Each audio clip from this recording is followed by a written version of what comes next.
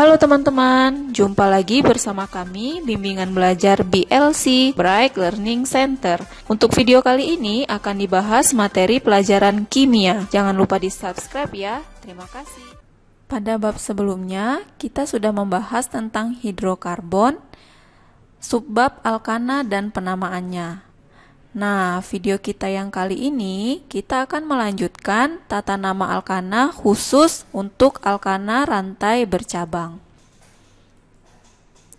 Ada beberapa aturan penamaan alkana rantai bercabang. Yang pertama adalah rantai terpanjang adalah rantai utama atau rantai induk.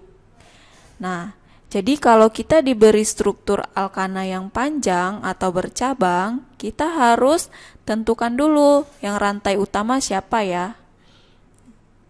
Misal kita dikasih struktur yang seperti ini.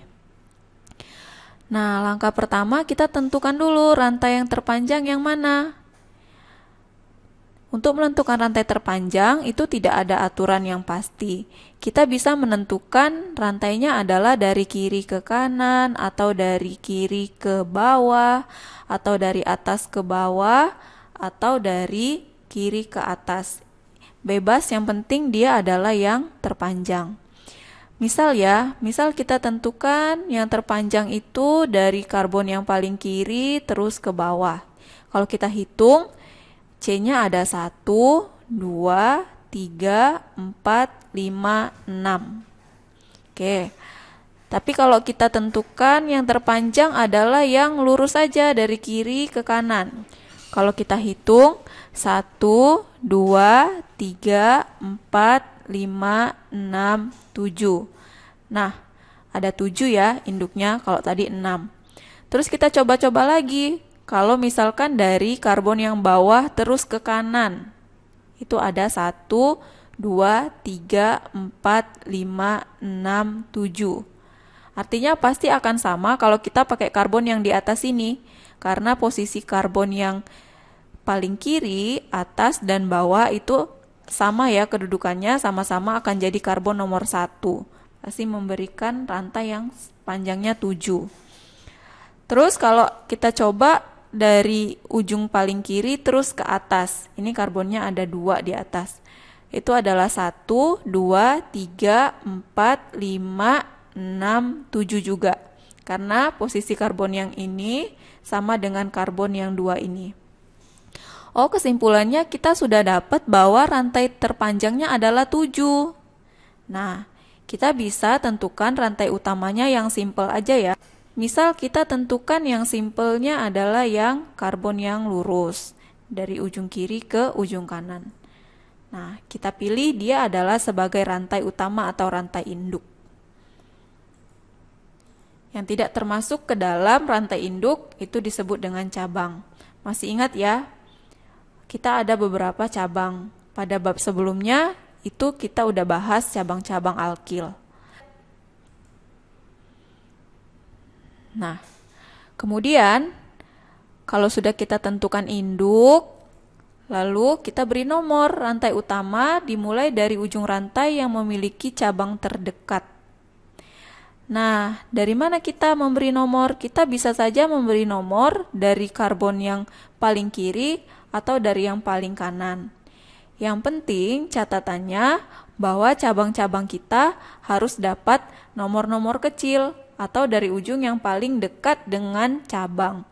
Yang paling dekat dengan cabang adalah ujung yang sini, sebelah kiri. Karena pada karbon yang kedua kita akan sudah menemui cabang.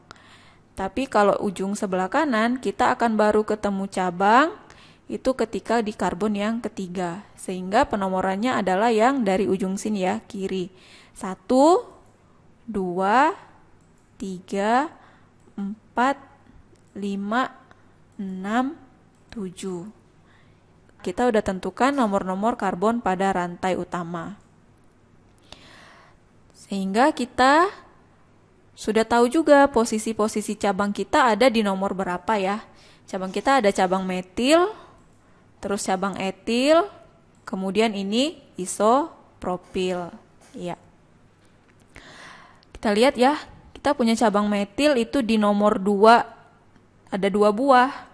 Nomor 2 dan nomor 2. Terus karbon induk nomor 5 kita ada cabang etil. Lalu di karbon induk nomor 4 kita ada cabang isopropil. Aturannya adalah urutan penulisan nama senyawa alkana. Itu pertama kita tulis dulu nomor cabang, terus diikuti nama cabang, terus nama alkana rantai utama. Nah, sebagai tambahan, yang lebih dahulu ditulis itu berdasarkan abjad ya. Jadi kalau kita punya metil, abjadnya M pertamanya, kalau etil E, terus isopropil I. Berdasarkan abjad itu lebih dulu si E ya, etil. Kemudian baru I, isopropil, baru M, metil ya. Oke. Ingat kesimpulannya tadi, etil itu pada karbon nomor 5. Kalau isopropil di nomor 4. Metil karbon induk nomor 2 itu ada 2 buah metil.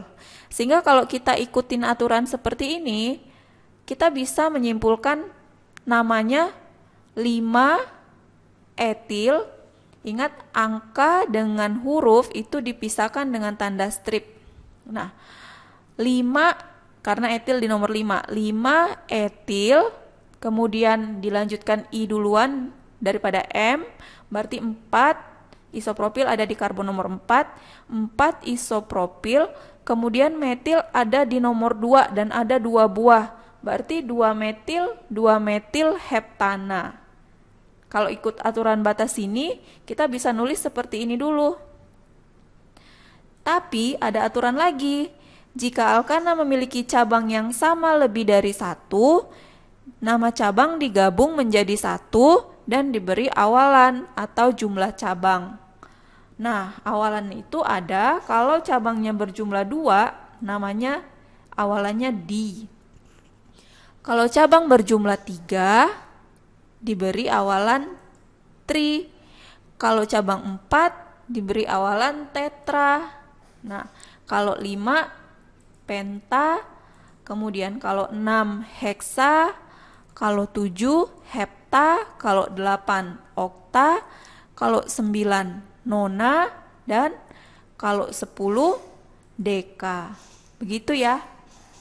Sehingga senyawa kita ini tadi yang tadinya kita beri nama 5 etil, 4 isopropil, 2 metil heptana, itu bisa kita ringkas lagi sesuai aturan menjadi 5 etil, 4 isopropil.